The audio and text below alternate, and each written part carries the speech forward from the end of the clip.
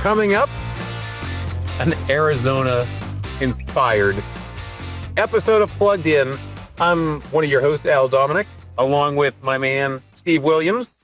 Anyone who's watching knows that we're out of the studio, but we're still in Scottsdale, and we're doing something a little different today in advance of Bank Directors Acquire or Be Acquired conference. Mm-hmm. We're going to see a lot of our troublemaking clients. Those are banks, tech companies. We know a few credit unions snuck in this year. And we're excited to share some time with them. In advance, we thought we would surface some of the things that are on our minds. Yeah. That may or may not come up on stage, but are certainly near and dear to, I think, everyone's interest. With new president, new outlook on interest rates, good and bad. So I think it's going to be probably one of the more active, true deal discussions in the hallways than there's been in maybe 3 years. Well, new year, new conversations. But, this is an industry that still deals with a lot of challenges.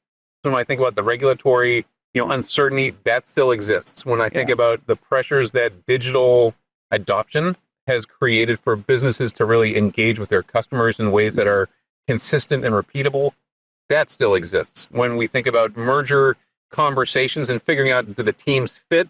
Are the cultures in sync? That still fits. So there's some things that are not going to change, but there's other things that are. And it would be really simple to be myopic and think about all the problems that have to be addressed. But we like to be optimists. We're optimists. It's sunny out. You can probably even hear the pool is open, and I don't see anyone jumping in just yet, but I bet they will soon enough. We're going to jump into the pool with three big things, all growth related, because this episode of Plugged In is a growth story. All right. And to have a growth story, we have to have some growth related songs. What's the first one? Well, it sticks and it's all around. Come sail away with me. Good song. If those lyrics, what is it? I've got to be free to face the life that's ahead of me. There we go. I think that's how we're going to talk about bank M&A as we get the year started. So, it's, again, strikes me that there's a lot of pressures on institutions to perform. A lot of it is tech driven, which naturally encourages people to think about the types of organizations that they need to create to be competitive with the JP Morgans, with the Wells, with the SoFis of the world. Right. So, what are you thinking about bank M&A right now, given the conversations that you and I have been having with various bank executives over the last 6 months? Yeah. Well, I think what it's going to be, a big one because of the word growth. And the growth is challenging in this environment. I want to do a little Rick Santelli here and give you some charts. The first one is just the change in the yield curve. The red here was the yield curve a year ago today. The blue here is the yield curve today. So we've gone from the inverted yield curve to a steepening yield curve. And all this change, though, while we expected some margin expansion, we're not seeing that. And another chart I'll just show you to tee this discussion off, Al. This is operating revenue, net interest income, and non-interest income in the banking industry. What this says, it's about $1 trillion of revenue. It's actually gone down 2% between 23 and 24. So how do you knock out growth when the external environment, especially from a net interest margin from rates, is giving you basically 0% growth? So only the entrepreneurs are going to get growth. And with a challenge on growth, they're going to want to merge. Yeah. Mergers are going to be part of when I can't grow, I merge. Well, and I didn't know this was a CFO-inspired Plugged In, but I would have bet a lot of CFOs look at this and say, interest rates, we're talking about those things again? Those things again, yeah. Yeah, so again, the business of banking has historically been driven by M&A activity. Mm-hmm. I think about consolidation waves that people constantly address, but it's easy to talk about finding a dance partner. It's a little harder to actually get somebody to come out on the dance floor with you. Right. But then the thing that I find most telling for 2025 is, can you integrate around the two organizations? And that's the promise that some people are starting to put together. But I do worry that some of the integration issues could be as big a challenge as this helicopter going over us right now. Oh, it's the SWAT team. They found us. Well, yeah, and just look at the last month or 6 weeks, Sandy Spring and Atlantic Union. You had Enterprise and Independent. Berkshire and Brookline. So it's definitely, yeah. And can we get, I guess, what I'd call ROS, Al, return on scale? Because everybody thinks this will be kind of what turns into what drops to the bottom line. Every single investor announcement has a certain very simple payback period, a very simple 30% of the acquired institution's expenses. But, do you lose growth in the process? How do you integrate? So, yeah, and the integration challenge is such that when I think about all the different vendor relationships that have to be managed and all the different expectations that have to really be satisfied, it's a big chore. So I want to bring that up because we talked to a lot of execs and they're like, well, we've done this before, so we're pretty confident. That's great. But it's a different world in digital. When I'm integrating now, I've got this digital always on front door. We've seen some, issues like what M&T bringing in People's United in Connecticut. We saw a credit union have a challenge just doing a digital conversion. So I would watch the confidence because we're real time, always on in a customer experience world today. So I think probably the effort's gone up by about 30% what it takes to successfully integrate. Yeah. Well, we love stats at Cornerstone, and one of the stats that I've been thinking about is what's realistic when it comes to growth. So if we strip out the M&A as a catalyst, but we think about organic opportunities, ways that you can really improve your business. Over the next few years, I think a challenge that a lot of executives should be thinking about is, can I find new ideas, new opportunities that would put about 10% new revenue on the business? It's kind of like this old 3M rule, right? In 5 years or 3 years, a certain percentage of our revenue will be from new products. I think that's a great challenge right now. And I think where you're going to see the opportunity is in your different lines of business and ask the question, do I really have an entrepreneurial growth strategy in my various lines of business, whether that's wealth or it could be certain niches in commercial if I'm going after medical or energy. Do I truly have a marketing plan, a go-to-market? Do I have a sales force? Do I have sales goals? All that stuff. All that good stuff, which is why, as we're talking about this, we haven't had Tom Petty on plugged in a while. Oh, you got a song. Something in the air. Right? I love that. We've gone too long. And so, it's right. And we've got to get it together. We have got to get it together now. And so I think as you're talking about the integration of sales, marketing, client relationships, customer acquisition, these are things that are familiar to everyone, but Right. It's the execution, it's the discipline to do things. We have a great respect for Chris Nichols at South State. Sure. I brought my notes because I want to quote Chris. He posted on LinkedIn a few weeks ago about why banks must focus on profitability before growth. And basically he says, if a bank is not covering its cost of capital, it is growing itself out of business at a rate correlated to growth. It starts with strategy and it ends with creating frequent value for your customer. In between, it's about having the right products, workflow, and architecture.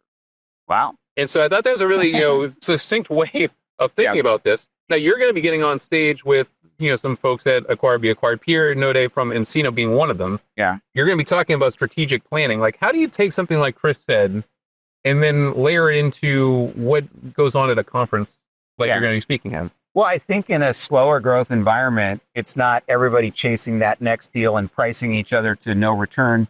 I think Chris is right. Like the average bank now at $10 billion of basis points, $1 million of operating revenue. So I'm seeing a lot more focus on loan pricing discipline, relation pricing discipline. Yep. We have our friends at Citizens out in LA who have the cross-solve, the relationship piece. So I do think it is about growing profitably and having the analytics behind it. Most banks don't have enough mature analytics around. If I grow, am I really getting what I used to call a RAROC, a risk-adjusted return on capital? So I think that's hugely important. That's why instead of asset size, I like to quote operating revenue, my net interest income plus my non-interest income. Very few board members can quote their operating revenue. In other businesses, you can. If I'm in the grocery business or the software business, if I think we got to because that brings in, am I really getting profitability on that? Yeah, and then you talk asset size. I always get a little sideways when people start talking asset size as if it correlates with their ambition and their ability to do things. Just because you're of a certain asset size doesn't give you unfair advantage to compete. Like you can be a smaller organization and do incredibly great work and be really successful in utilizing the data that you have. I think in 2025, that whole concept of leveraging your information in creative ways is going to become even more specific. 2 data points I want to bring up about growth, because here's my headline: is it is still funding constrained. So are we out of the woods that there's no SVB or signature around the table of runoff? No. However, 2 data points. One, money market mutual funds have doubled in the last 5 years, from 3.2 million to 6.6 trillion. And I want to show this other chart about growth and funding. You recall SoFi bought a very tiny bank in Northern California, Golden Pacific. I do. Had trouble getting it approved. Mm-hmm. It finally got approved at the end of 2020. This is their growth sense. So they started with 132 million of deposits at the bank. They closed the year at about 25 billion. This is the funding competition we have from the new world of fintech. Yep. And whether that's stored value in a banking as a service like Chime or a true bank charter like SoFi, I think you're still going to see how do we entrepreneurially get funding and deposits. That's going to still be the constraining factor. Yeah, it will be interesting to go back in time to when SoFi actually had all this come together to see what their 3-year forecast was. Right. Because I'm sure it was nothing like what they've been able to accomplish. And I think that's also a good reminder for people. You can plan out 3, 5, 10 years, but realistically, like 18 months, right, is where you should be trying to get your arms around. Mm-hmm. I love you referring to Dave Brager and the Citizens Business Bank. It's not cross-selling, it's cross-solving. Right. It's a subtle difference, but that's a business that's doing exceptionally well on the West Coast.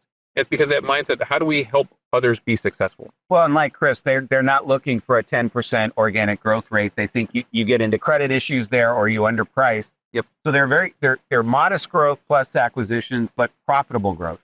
Well, and this is relationship growth. Yeah. And so like the third big theme coming out to the desert, is all around customer acquisition and really retention.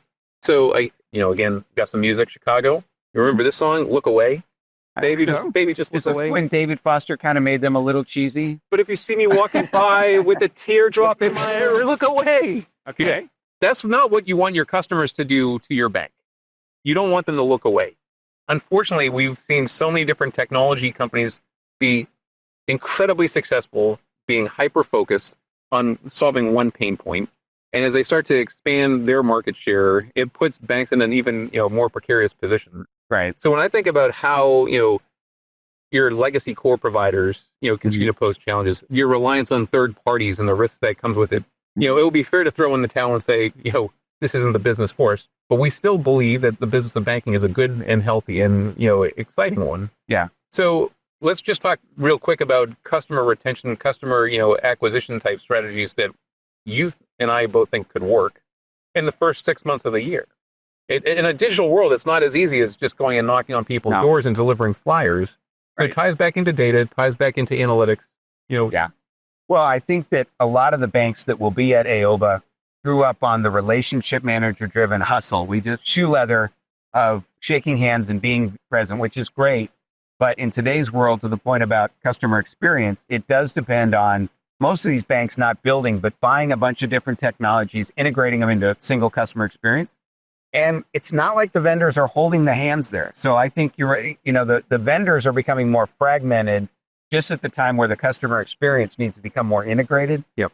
So I think what I would put on the agenda as we scale and try to get a return on scale is, do I have an IT group who can help integrate? Do I have partners? You see people out there like Core 10 and who are some others, Sandbox and others, trying to be that glue. You see people like Washington Fed building product groups to try to build this. So I think the M&A consolidation doesn't work unless you have a parallel path, but it's not, I have one partner, FIS, Jack Henry. It's, how do I build this portfolio and manage it well? And this is where I think executives need to have almost like a capabilities portfolio that they're working on. Yes. Instead of saying, I'm an expert at one thing in one really well-defined area, right, you've got to start to really put yourself into the shoes of others. Right. Because the support that FIS or Fiserv historically may have provided could no longer be there. Right. So don't open yourself up to that type of, risk exposure. Right. Learn, stay creative, stay curious. And again, going to events is a great and easy way to, in a short period of time, meet a lot of really interesting folks. Yeah. So it'll be fun. There'll be techies there as well. But if I'm scaling, how am I building new capabilities with that scale, not just getting a balance sheet? I once had a $25 billion president. They rolled up a bunch of institutions, very successful bank, but he said, we're 25 billion. I have the CFO and the chief credit officer of a regional bank. I have the operations of a $2 billion community bank, because it all happened so fast without capability improvement. Yeah. So, well, growth for the sake of growth is a recipe for potential disaster. When it's hard work, because you get onto the next deal and integration, but are you actually, and now we've got things like AI, obviously platform automation, digital, where I got to be building those capabilities as I'm integrating these banks. So, well, in future episodes of Plugged In, we're going to go on the flip side of this coin. We're going to talk about fraud, risk, some other things that we're starting to really make sense of and see in a kind of scary way. But we think there's steps you can take as an institution to address. But since we're just kicking off the year, Steve and I just wanted to show you that Arizona is sunny. It's wonderful. We're excited to see people out here. Yeah. Bring a jacket though, because it's not as warm as some on the East Coast would hope it could be. But it's plug-in. So we're going to show you the truth of the matter. Yeah. And not just sugarcoat it. So we'll see several thousand of you in Scottsdale soon. looking forward to it.